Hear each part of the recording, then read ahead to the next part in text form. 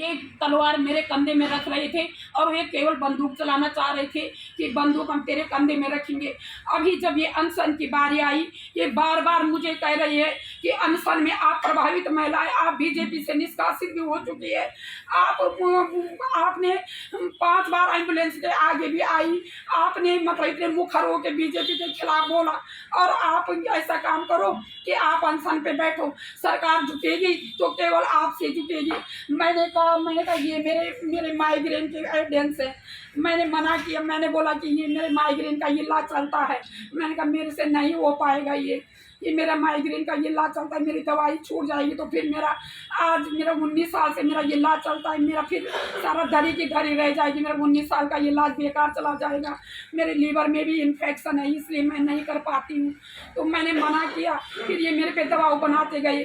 परसों पहले इन्होंने क्या किया, मेरे पे जो ये हमला हुआ, ये हमले में इन पे वो केस दर्ज हो गया। तो मैंने थोड़ी बोला, मैं तो बेहोश हो गई थी उस दिन जब मेरे पे हमला हुआ।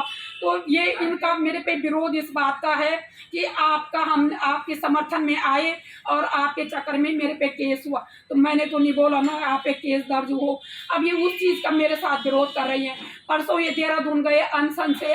आप सोचो मेरे मीडिया भाइयों कि अनशन से जैसे शंकुतला आंटी को उठाने आए, प्रशासन की टीम आती तो एक बात बनती, जैसे सरोजनी दीदी को उठाने के लिए आए एक बात बनती, ऐसे ये 5 आंदोलनकारी बैठे हुए थे, इनको भी उठाने आते कोई बात बनती। मैंने ग्रुप में एक मैसेज लिखा, या तो आपने कभी आंदोलन किए नहीं, या तो आपको आंदोलन करना आता नहीं है, या तो आप अनशन पे बैठना नहीं चाहते थे।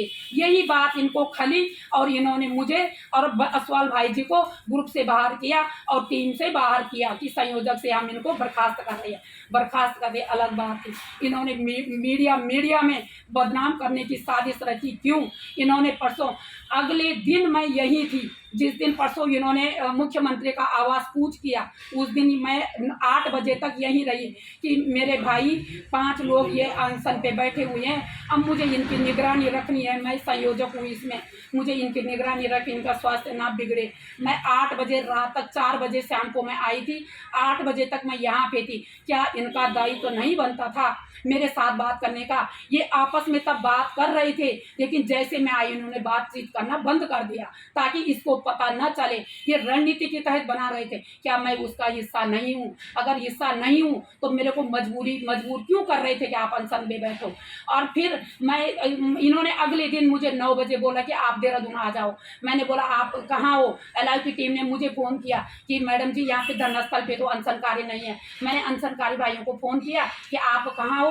इन्होंने बोला कि हम तो पानी की टंकी में चढ़े हुए। इस तरीके से मुझे गुमराह कर रहे थे बार बार। मैंने कहा आप कहाँ पानी की टंकी पे? कि आप पानी की टंकी में चढ़ जाओ। मुझे कहा, पहले बोला आप देहरादून आओ, जब तक मैं देहरादून के लिए तैयार हुई फिर बोला इन्होंने कि आप पानी की टंकी पे चढ़ जाओ। मैंने कहा कौन सी टंकी में आओ?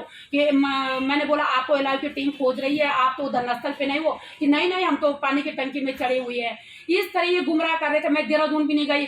अब वहाँ इन पे वो केस दायर हो गया, मैं सीधा छूट गई। अब इनका बोलना ये है कि आप तो दोनों केसों में छूट गए और हम दोनों केस में फंस गए। अब इस तरीका का ये बदला लेना चाह रहे थे और इन्होंने मुझे रणनीति के तहत कल मेरे साथ ये साजिश रची और मुझे संयोजक टीम से हटा दिया। अब मेरे अखबारों में, मीडिया में मेरी बदनाम करने की ये साजिश रच रही है। अब आगे रणनीति आपकी क्या रहेगी इस पर? हमारी ये रणनीति रहेगी, हमने तो आंदोलन आगे भी करना था। हमने परसों भी सर्वसम्मति से, जब ये देहरादून चले गए थे, अपनी मर्जी से स्वेच्छा से उठे हैं भूख हड़ताल से, तो हमने उस दिन मैंने चलाया उस दिन का आंदोलन। मैंने कहा जब ये चले गए, मैं न देहरादून गई न मैं पानी की टंकी पे गई, मैंने आंदोलन चलाया उस दिन का। तो ग्रुप में कुछ लोग लिख रहे हैं कि आज उनको गला फाड़ने का मौका मिल गया। मेरा नाम ये कभी नहीं देते थे, जबकि इन्होंने मेरे कंधे में बंदूक चला के इस आंदोलन को चलाया है और आज सारा श्रेय ये अपने कंधे में ले गए हैं। मैंने पहले भी डाला था ये पोस्ट कि युवा न्याय संघर्ष समिति के मंच को हाईजैक किया जा रहा है।